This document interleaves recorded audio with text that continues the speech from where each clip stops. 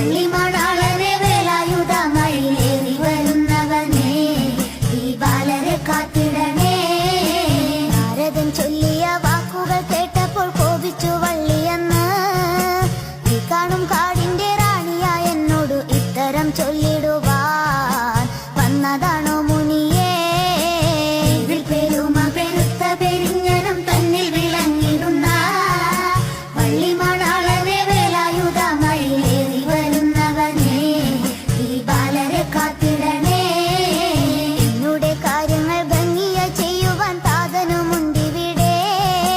നേരം കളയാതെ കാനനം തന്നിൽ നിന്നു പുറത്തു പോണം, അത് ആരാലും